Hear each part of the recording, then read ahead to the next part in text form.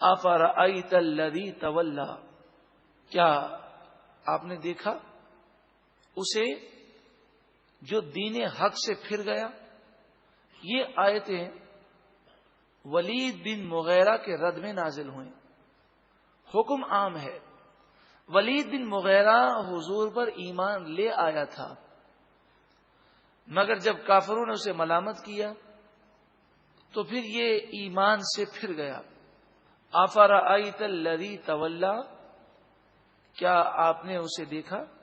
یقیناً آپ نے دیکھا اس شخص کو جو دین حق سے پھر گیا. وَأَعْطَى قَلِيلًا وَأَكْدَى، تھوڑا سا اس نے عطا کیا اور روک رکھا اور رک گیا. بعض مفسرین فرماتے ہیں کہ اس کو اس کے دوست نے دین سے دور کیا.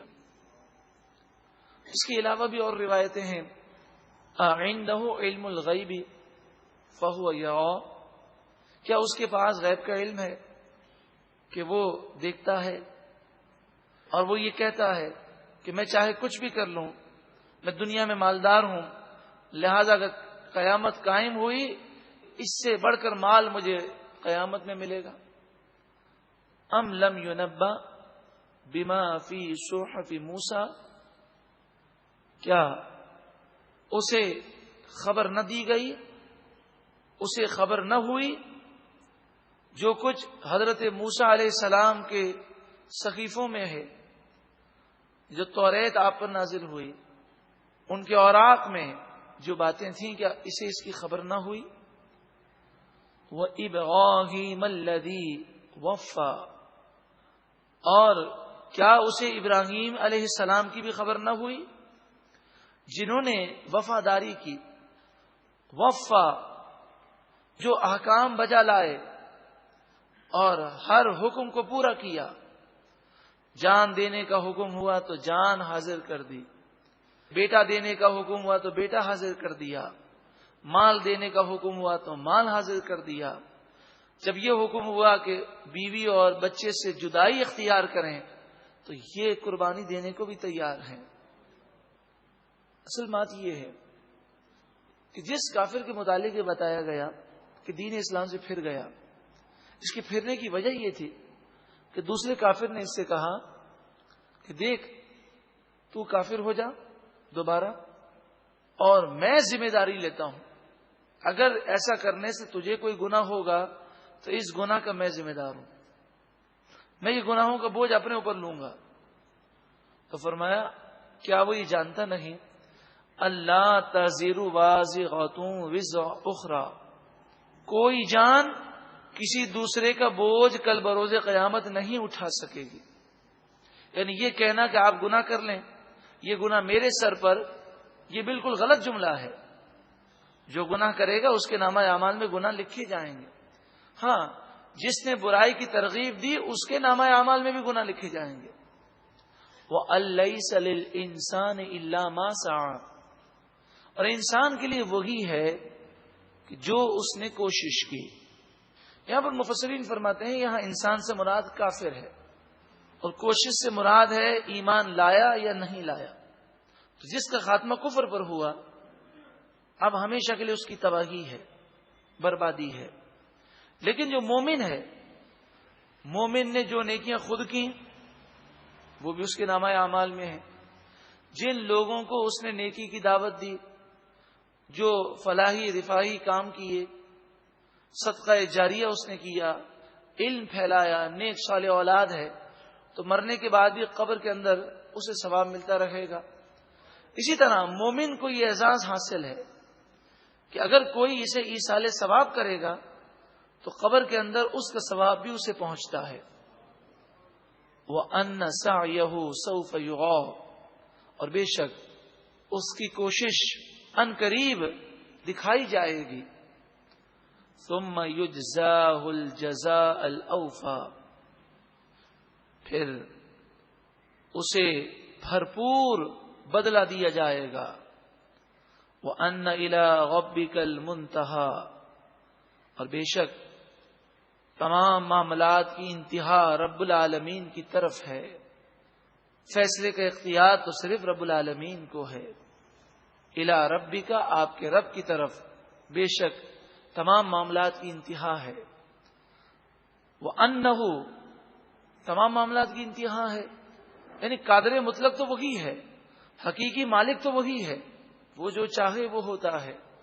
فرمایا وَأَنَّهُ هُوَ أَضْحَكَ وَأَبْكَى، خوشی اور غمی کے جو لمحات آتے ہیں اس میں انسان بے بس ہے. بے شک وہ اللہ ہے جو جسے چاہتا ہے خوشی دیتا ہے، وہ ابکا، اور جسے چاہتا ہے غم دے کر رلا دیتا ہے. وَأَنَّهُ هُوَ أَمَاتَ وَأَحْيَا، اور بے شک وہی رب ہے جو جسے چاہتا ہے اماتا، موت دیتا ہے، وَأَحْيَا، اور جسے چاہتا ہے زندہ فرماتا ہے. اور کل بروز قیامت بھی رب العالمین تمام انسانوں کو دوبارہ زندہ فرمائے گا. وَأَنَّهُ خَلَقَ الزَّوْجَيْنِ الذَّكَرَ وَالْأُنثَى، اور بے شک وہی رب ہے جس نے جوڑے پیدا کیے، مذکر اور مؤنث، نر مادہ، من نطفۃ، ایک ایسے نطفے سے، اذا تمنا، جب وہ ڈالا جائے، پانی کی بے وقت بوند سے رب العالمین نے انسان کو پیدا کیا. وَأَنَّ عَلَيْهِ النَّشْأَةَ الْأُخْرَى، اور بے شک اللہ ہی کے ذمے پر ہے، یعنی وہی اس پر قادر ہے، النشأۃ الاخری، دوسری مرتبہ پیدا کرنے پر. جس نے پہلی مرتبہ پیدا کیا وہی دوسری مرتبہ پیدا فرمائے گا. وَأَنَّهُ هُوَ أَغْنَى وَأَقْنَى، اور بے شک وہی رب العالمین جسے چاہے بالدار کر دے، غنی کر دے، اور اسے قناعت عطا فرمائے، صبر عطا فرمائے. مال مل جانا یہی کافی نہیں، بلکہ دل کا غنی ہونا یہ بہت بڑی نعمت ہے. کئی ایسے مالدار ہیں کہ جتنا مال ہے اس کے باوجود ہوس و لالچ اس قدر ہے کہ نہ رات کو سکون ہے نہ دن کو سکون ہے. تو یہ مال تو اللہ کا عذاب ہے. ہوس لالچ نہ ہو، جتنا مل گیا ضروریات پوری ہو گئی، بندہ صبر و شکر کے ساتھ زندگی گزارے، اور مال کی وجہ سے وہ ٹینشن اور فکر میں مبتلا نہ ہو. یقیناً یہی سکون اور چین کا باعث ہے. وَأَنَّهُ هُوَ رَبُّ الشِّعْرَىٰ، اور بے شک وہی شعراء کا رب ہے.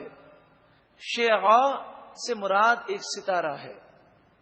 مشرکین اس ستارے کی پوجا کرتے جس کے بارے میں مختلف روایتیں ہیں. ایک روایت یہ ہے کہ آپ نے دیکھا ہوگا جب مغرب ہو جاتی ہے تو جس مقام پر ہم چاند دیکھتے ہیں اس مقام پر ہمیں ایک سیارہ نظر آتا ہے.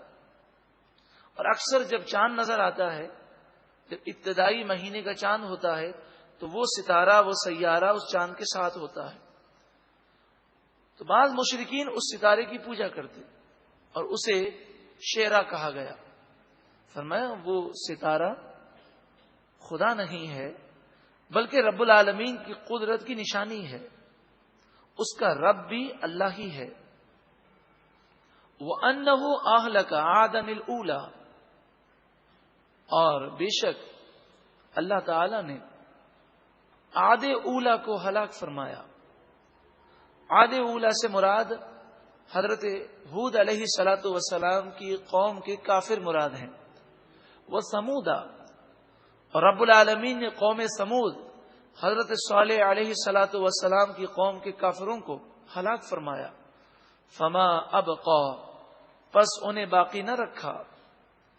وقوم نوح من قبل، اور نوح علیہ السلام کی قوم کے کافروں کو اس سے پہلے ہلاک فرمایا. انہم کانوا ہم اظلم، بے شک وہ لوگ ظلم کیا کرتے تھے. وَأَطْغَىٰ، اور سرکشی کیا کرتے تھے، وہ ظالم اور سرکش تھے. وَالْمُؤْتَفِكَةَ أَهْوَىٰ، اور اللہ رب العالمین نے الٹنے والی بستی کو نیچے گرایا اور اسے ہلاک کیا. وہ حضرت لوط علیہ الصلوۃ والسلام کی قوم کے کافر ہیں، جن کی بستیوں کو پہلے بلند کیا گیا اور پھر انہیں الٹ دیا گیا اور پھر انہیں ہلاک کر دیا گیا۔ فغشاها ما غشا، تو اس پر چھایا جو کچھ چھایا۔ فبأي آلاء ربك تتمارى، بس تم اپنے رب کی کون کون سی نعمتوں اور قدرت کی نشانیوں کے بارے میں شک کرو گے؟ ان نعمتوں اور قدرت کی نشانیوں اور جو قومیں ہلاک ہوئیں ان سے عبرت حاصل کرو اور رب العالمین کی بارگاہ میں جھک جاؤ۔ ھذا نذیر من النذر الاولی، یہ رسول صلی اللہ علیہ وسلم نذیر ہیں، ڈر سنانے والے ہیں۔ من النذر الاولی، جس طرح پہلے ڈر سنانے والے آئے انہی میں سے حضور بھی ہیں۔ ازفت الازفہ، پاس آنے والی پاس آ گئی، یعنی قیامت قریب آنے والی اب قریب آتی جا رہی ہے۔ اسی طرح موت، ہر لمحے ہم موت کے قریب جا رہے ہیں۔ اگر کسی کی زندگی میں 40 سال تھے اور وہ 35 سال گزار چکا تو وہ یہ نہ سمجھے 35 سال میری عمر ہو گئی، بلکہ وہ یہ سمجھے کہ میرے 35 سال زندگی کے کم ہو گئے۔ لیس لہا من دون اللہ کاشفا، اللہ کے علاوہ اس قیامت کو کوئی ظاہر نہیں کر سکتا، وہی اس قیامت کو قائم فرمائے گا۔ افمن ھذا الحدیث تعجبون، کیا تم ان باتوں کو سن کر تعجب کرتے ہو، ان باتوں پر حیرت کا اظہار کرتے ہو؟ وتضحکون، اور یہ عذاب کی باتیں سن کر تم مذاق اڑاتے ہو، ہنستے ہو، تمہیں اللہ کا خوف نہیں؟ ولا تبکون، اور تم روتے نہیں ہو؟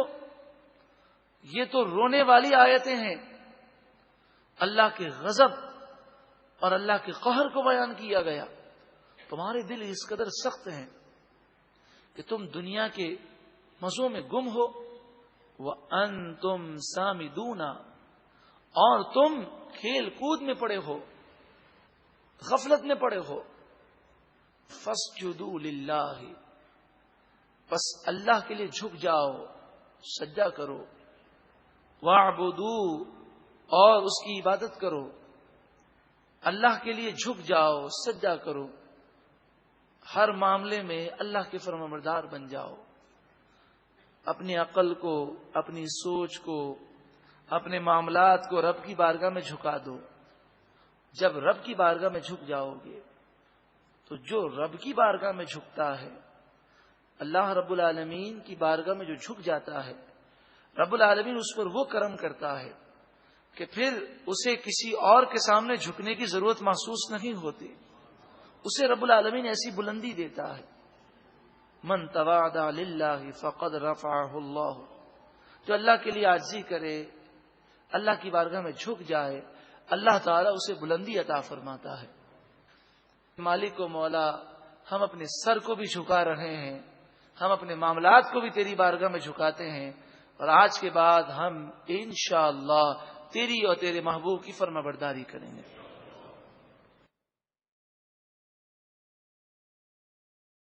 افرأیت الذی تولی، کیا آپ نے دیکھا اسے جو دین حق سے پھر گیا؟